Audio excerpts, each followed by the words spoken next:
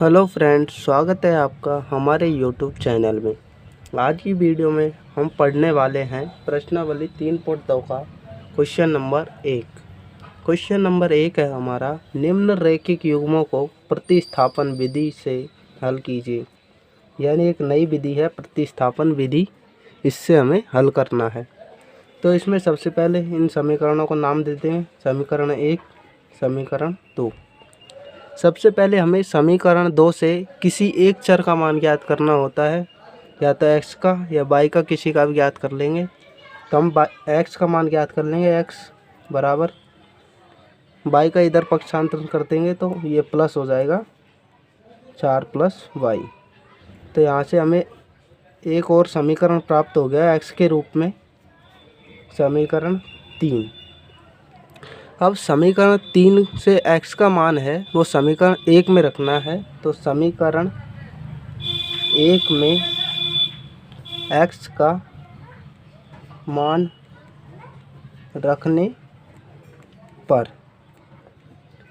समीकरण 3 है हमारा, समीकरण 3 है x बराबर 4 + y। अब इसका मान हमें रखना है समीकरण 1 में। तो x की जगह पर रख देंगे हम 4 + y बराबर 14 है। यहाँ से 4 + y और y 2y हो जाएंगे, बराबर 14 है। अब हम इनका पक्षांतरण कर देंगे 4 का, तो ये माइनस का हो जाएगा 2y, और इसमें से इसको घटाएंगे तो 10 बच जाएंगे। अब y बराबर आ जाएगा, क्योंकि ये गुणा की संख्या है तो भाग में चली जाएगी। तो y बराबर आ जाएगा 2 का भाग दिया 10 में 5 बार। तो y का मान आ गया हमारे पास 5।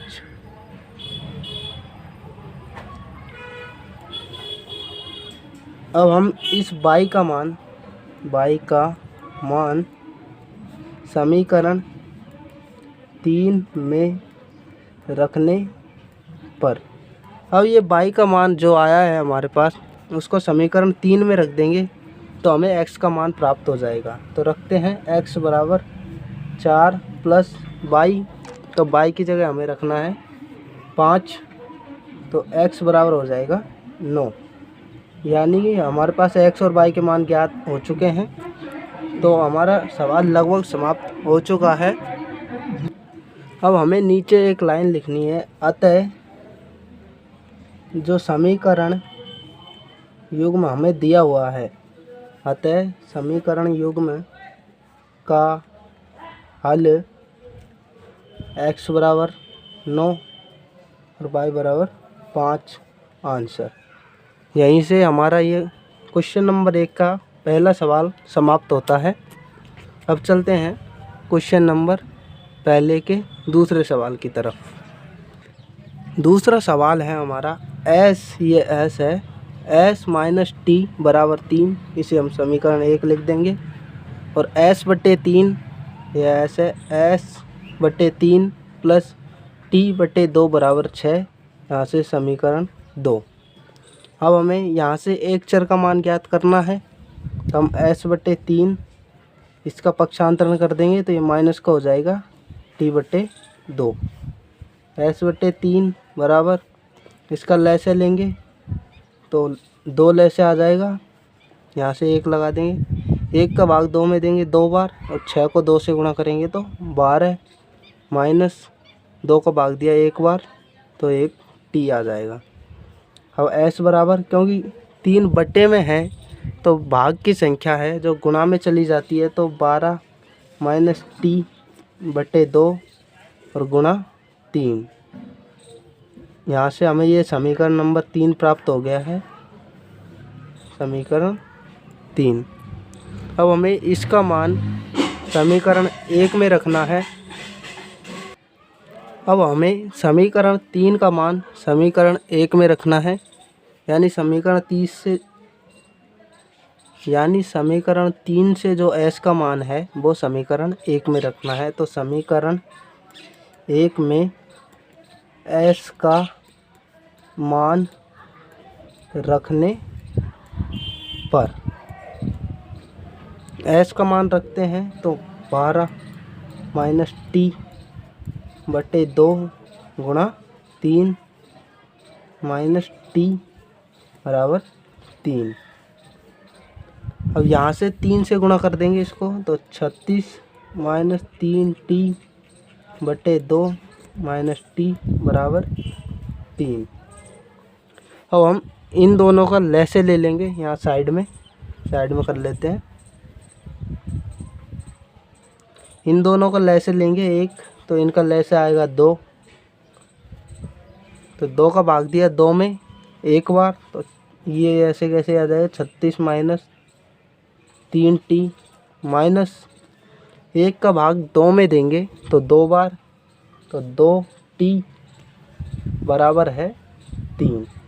अब ये भाग की संख्या है तो इधर जाकर गुणा में चली जाएगी, तो 36 माइनस 3t माइनस 2t बराबर ये गुणा में, तो 3 यहाँ जाके गुणा होगा 2, 3 दूनी 6 हो जाएगा इधर। अब 3t और 2t ये हो जाएगा 5t और चिन्ह आएगा माइनस का, तो 36 माइनस 5t बराबर 6 माइनस 5t, और 36 का पक्षांतरण करेंगे तो ये माइनस का हो जाएगा, माइनस 36 माइनस 5t बराबर, बड़ी संख्या माइनस की है और छोटी संख्या प्लस की है तो चिन्ह माइनस का आएगा, और 36 में से 6 जाएगा तो 30 बच जाएगा यहाँ पे, तो माइनस से माइनस काट देंगे। और ये गुणा की संख्या है,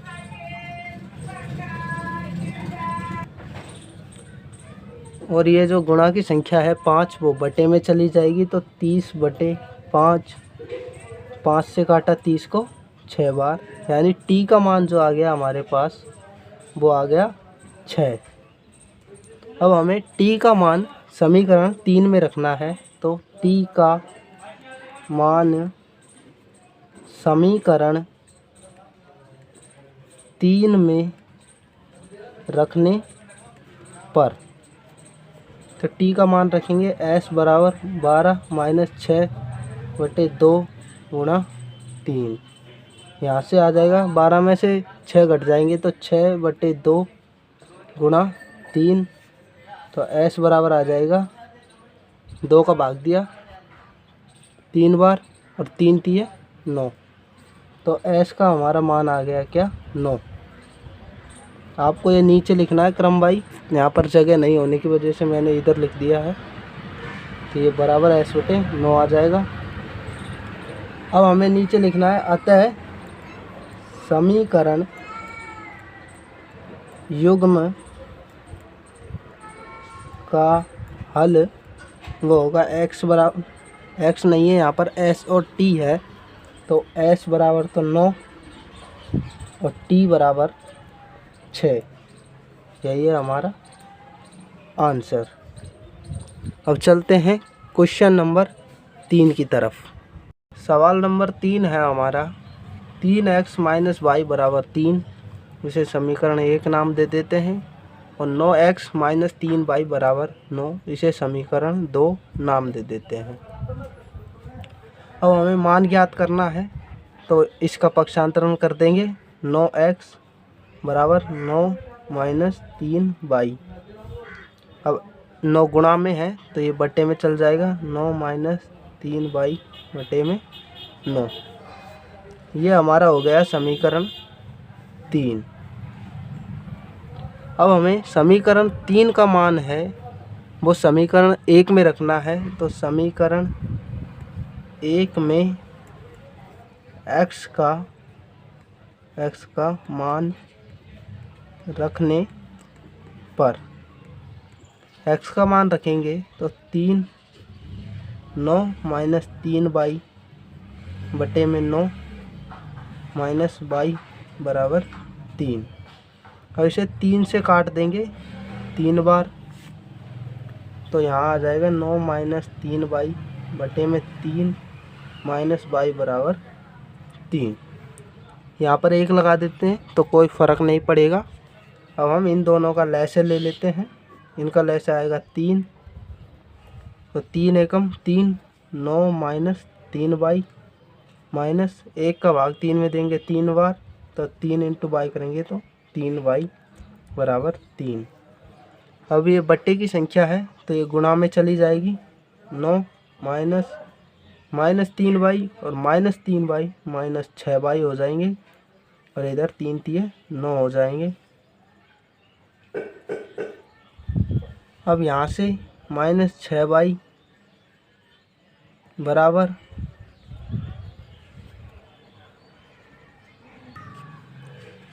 9 माइनस ये इधर जाके माइनस का 9 हो जाएगा -9, तो -6y बराबर 0।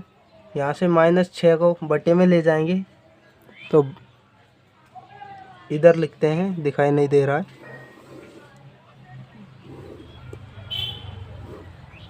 तो हमारे पास ये आ गया -6y और 9 में से 9 घटाएंगे तो 0 और y बराबर, ये गुणा की संख्या है तो इसे बटे में ले जाएंगे और 0 में किसी भी संख्या का भाग दो 0 ही आता है, तो y बराबर 0 आ जाएगा हमारे यहाँ पर।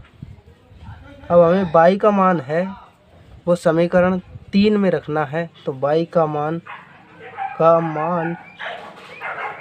समीकरण 3 में रखने पर समीकरण 3 में मान रखेंगे x बराबर 9 -3 y का मान 0 बटे में 9, x बराबर 9, इसको इससे गुणा करेंगे 0 और 9 में से 0 घटाएंगे तो 0 बटे में है 9।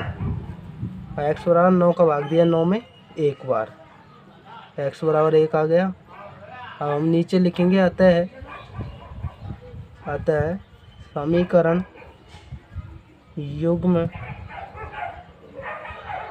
का हल x बराबर हो जाएगा 1 और y बराबर 0, यही हो जाएगा आंसर। अब चलते हैं क्वेश्चन नंबर 4 की तरफ। समीकरण 1 है हमारा 0.2x प्लस 0.3y बराबर है 1.3 के, समीकरण 1। दूसरा है 0.4x प्लस 0.5y बराबर 2.3, ये है समीकरण 2। अब हम प्रत्येक पद को 10 से गुणा कर लेते हैं जिससे ये पॉइंट हट जाएगी और हमें गणना करने में सुविधा होगी। तो प्रत्येक पद को 10 से गुणा करते हैं। अब आप ये पूछेंगे कि 10 से ही गुणा क्यों किया, तो जैसे कि मान लीजिए हम 0.1 को 10 से गुणा करते हैं, तो 0.1 गुणा 10 करते हैं तो यहाँ पर आ जाएगा 1 आ जाएगा, क्योंकि पॉइंट हट जाती है। गुणा करेंगे 10 एकम 10, एक संख्या छोड़कर पॉइंट लगाएंगे तो पॉइंट के बाद 0 कोई महत्व नहीं है, तो 1 आ जाएगा। इसी प्रकार यहाँ प्रत्येक पद को 10 से गुणा करेंगे तो समीकरण भी कोई फ़र्क नहीं पड़ेगा समीकरण पर, और हमारा जो कैलकुलेशन है वो आसानी से हो जाएगी। तो प्रत्येक पद को यदि 10 से गुणा करते हैं तो 0.2 को 10 से गुणा करेंगे तो 2x प्लस 0.3 को 10 से गुणा करेंगे तो 3y और 1.3 को 10 से गुणा करेंगे तो 13, यानी कि पॉइंट हट जाएगी। यहाँ से 4x प्लस 5y बराबर 23। यहाँ पर हम समीकरण 3 और समीकरण 4 नाम दे देते हैं इन्हें।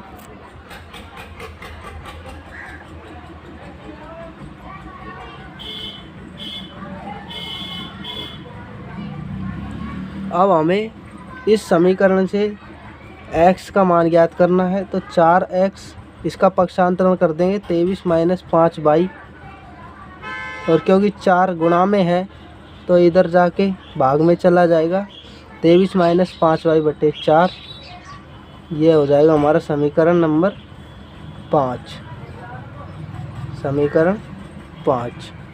अब हमें समीकरण 5 का मान इस समीकरण में रखना है, तो समीकरण 5 का मान समीकरण 3 में रखने पर, अब 3 में रखेंगे तो समीकरण 3 है हमारा 2x प्लस 3y बराबर 13, तो 23 -5y बटे 4 प्लस 3y बराबर 13। अब यहाँ से इसको काट देंगे 2 बार, इसे ऊपर करते हैं। इससे काटा 2 बार, यहाँ से आ गया 23 - 5y बटे में 2 प्लस 3y बराबर 13। अब इनका लैसे लेंगे, 2 लैसे आ जाएगा। 23 - 5y प्लस 1 का भाग देंगे 2 में 2 बार, तो 3 दूनी 6y हो जाएगा, बराबर हो जाएगा 13। यहाँ से 23 और प्लस का 6y है, माइनस का 5y है, तो 6 में से 5 गएंगे तो y, और क्योंकि बड़ी संख्या प्लस की है तो प्लस का चिन्ह आएगा, बराबर। अब इसको गुणा इससे कर देते हैं तो 13 दूनी 26।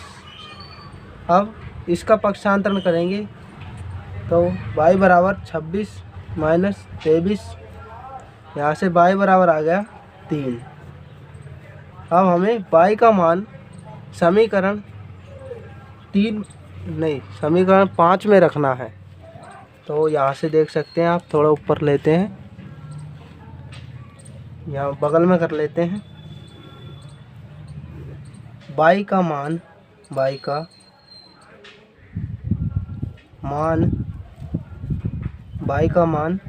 समीकरण 5 में रखने पर, समीकरण 5 में मान रखेंगे तो x बराबर 23 माइनस 5, y का मान है 3 बटे 4, x बराबर 23 माइनस 15 बटे 4। अब 23 में से 15 घटाएंगे तो बच जाएंगे 8 बटे 4, और x बराबर आ जाएगा 2। अतः हमारे यहाँ पर ये y का मान आ गया 3 और x का मान 2, तो यहाँ लिख देंगे अतः समीकरण युग्म का हल वो होगा x बराबर 2 और y बराबर 3। यही है हमारा आंसर। अब हम चलते हैं क्वेश्चन नंबर 5 की तरफ। सवाल नंबर 5 है हमारा, √2x प्लस 3y बराबर 0। ये समीकरण 1 हो गया। √3x प्लस √8y बराबर 0, ये समीकरण 2 हो गया। अब हमें समीकरण 2 से x का मान ज्ञात करना है, तो √3x, इसका पक्षांतरण करेंगे 0 प्लस √8y, x बराबर आ जाएगा √8y बटे √3। अब हमें x का मान है वो समीकरण 1 में रखना है, तो समीकरण 1 में x का मान रखने पर, x का मान रखेंगे तो √2 गुणा √8y बटे √3 प्लस √3y बराबर 0। यहाँ से गुणा करेंगे तो √2 गुणा √8 यानी कि √16 y बटे में √3 प्लस √3y बराबर 0, ये आ जाएगा। अब हम बगल में करते हैं, साइड में, तो नीचे से मान लिखते हैं। यहाँ पर लैसे ले लेते हैं √3 और 1 का, तो लैसे आ जाएगा √3 और यहाँ √16y प्लस √3, 1 का भाग देंगे तो √3 बार, √3 को √3y से गुणा करेंगे 3y बराबर 0। यहाँ से √16 का मान आ जाएगा 4y प्लस 3y, और इसको इससे गुणा करेंगे तो ये हो जाएगा 0। ये 4 3 7y बराबर 0, और y बराबर 0 बटे 7, तो y बराबर 0। ये है y का मान। अब y का मान समीकरण, इसको 3 नाम दे देते हैं, समीकरण 3 में रखने पर। और 3 में रखेंगे तो x प्लस √8 और y का मान 0 बटे में √3। तो किसी भी संख्या को 0 से गुणा करते हैं तो वो 0 ही हो जाती है, तो x बराबर 0। अतः समीकरण युग्म का हल हो जाएगा x बराबर 0 और y बराबर 0 आंसर। चलते हैं सवाल नंबर 6 की तरफ। सवाल नंबर 6 है हमारा 3x/2 माइनस 5y/3 बराबर -2। समीकरण 1 और x/3 प्लस y/2 बराबर 13/6। समीकरण 2। अब यदि हम दोनों समीकरणों को 6 से गुणा कर दें तो ये नीचे की सारी संख्या हट जाएगी, क्योंकि 6 में 2 का भाग जा रहा है, 3 का भाग जा रहा है, 3 का भाग जा रहा है, 2 का भाग जा रहा है और 6 का भाग जा रहा है। और इससे हमारी गणना क्या है कि सरल हो जाएगी। तो हम प्रत्येक पद को 6 से गुणा करते हैं। तो 6 को इससे गुणा करेंगे तो 6 से गुणा करने पर, तो 6 को इससे गुणा करेंगे तो 6 में 2 का भाग देंगे 3 बार और 3 तिये 9x आ जाएगा। माइनस इसको 6 से गुणा करेंगे तो 3 का भाग 6 में देंगे 2 बार, यानी 5 दूनी 10 बाई। और इसको 6 से गुणा करेंगे तो माइनस का 12। इसको 6 से गुणा करेंगे तो 6x/3 और 6 में 3 का भाग देंगे तो 2x प्लस इसको 6 से गुणा करेंगे 6y/2 आएगा, 2 को 6 से भाग देंगे 3y बराबर। इसको 6 से गुणा करेंगे तो 6 से 6 कट जाएगा और 13। यहाँ पर नए समीकरण आ गए हमारे पास, इन्हें हम समीकरण 3 और 4 नाम दे देते हैं। अब हम यहाँ से x का मान ज्ञात करते हैं और यहाँ से अब ये सरल हो गया है। तो 2x बराबर 13 माइनस 3y और x बराबर 13 माइनस 3y/2। थोड़े से 6 से गुणा करने से हमारी गणना जो है काफ़ी आसान हो चुकी है। अब हम इस x का मान है जो समीकरण 3 में रखेंगे। तो x का मान समीकरण 3 में रखने पर इसे समीकरण 5 नाम दे देंगे। तो मान रखेंगे तो समीकरण 3 है हमारा 9x, यानी कि 9 13 माइनस 3y बटे में 2 माइनस 10y बराबर -12। इधर की साइड करते हैं तो यहाँ से 1 लगा देंगे, इसके कोई फ़र्क नहीं पड़ेगा बटे में। तो दोनों का लैसे लेंगे 2, इसे ऊपर से गुणा कर देंगे, क्योंकि 2 का भाग 2 में देंगे तो यही संख्या आएगी। तो हम इसे गुणा कर देते हैं। 9 तिये 27, 7 हासिल 2, 9 का 9 और 2 11 माइनस 9 से 3 को गुणा करते हैं 27 22। अब हमें इस 10 बाई 1 का भाग 2 में देंगे तो 2 बार, माइनस इसको यदि 10 को 2 से गुणा करेंगे तो 10 दूनी 20 22 बराबर हो जाएगा -12। 117 माइनस, क्योंकि दोनों संख्या माइनस की है तो जुड़ जाएंगे 7 और 0 7, 2 और 2 4 22 बराबर, इन दोनों को गुणा करेंगे तो -24 आ जाएगा।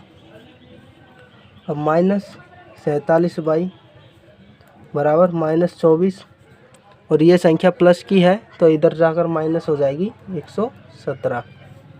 अब -47y और इन दोनों को जोड़ देंगे, क्योंकि दोनों संख्या माइनस की है। तो 7 और 4 11, 1 2 और 1 3 और 1 4 1 y बराबर, क्योंकि ये गुणा में है तो ये बटा में चली जाएगी, भाग में चली जाएगी। -47 माइनस से माइनस कट गया, और 47 का भाग 141 में 47 का भाग देंगे तो ये जाएगा 3 बार, क्योंकि यदि 47 को 3 से गुणा करते हैं तो 141 आता है।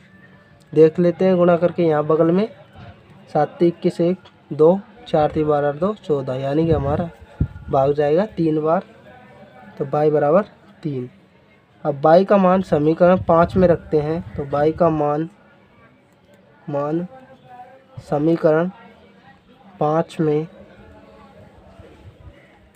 रखने पर 5 में रखते हैं तो x minus 13 minus 3 into 3 by का मान 3 रख दिया बटे 2।